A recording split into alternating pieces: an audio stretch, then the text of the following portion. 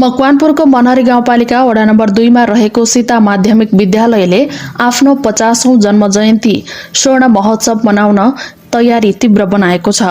पुस 21 देखि 23 गतेसम्म विभिन्न शैक्षिक, सांस्कृतिक तथा सामाजिक कार्यक्रम मार्फत स्वर्ण जयन्ती उत्सव मनाउने तयारी गरेको हो।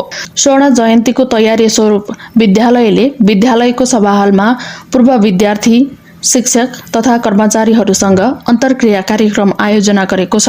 अन्तर्क्रियामा सहभागीहरूले विद्यालयको विगत, वर्तमान र भविष्यलाई जोड्ने गरी सबै पक्षको अपनत्व झल्किने खालको स्वर्ण जयन्ती मनाउनु पर्ने सुझाव दिएका छन्। साथै विद्यालयको दीर्घकालीन विकास योजनाको स्पष्ट खाका तयार गर्नुपर्नेमा उनीहरूले जोड दिएका थिए। विद्यालयको प्रधानाध्यापक विशाल घलानको अनुसार महोत्सवको अवसरमा हाजिरी जवाफ कार्यक्रम, नृत्य प्रतियोगिता तथा समारोह सञ्चालन गर्नेछन्। विशेष कार्यक्रमको रूपमा राष्ट्रपति रनिङ सिल्ड प्रतियोगिता पौष 25 देखि 27 गतेसम्म मनहरीमा आयोजना हुने भएकाले विद्यार्थी, शिक्षक र अभिभावकहरूमा उत्साह बढेको छ।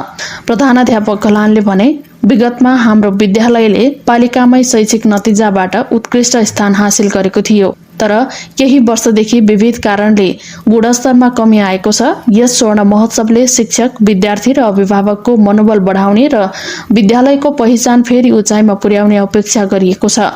विद्यालयले कार्यक्रम सफल बनाउन सक्दो सहयोग र सहभागिताको हार्दिक अनुरोध गरेको छ।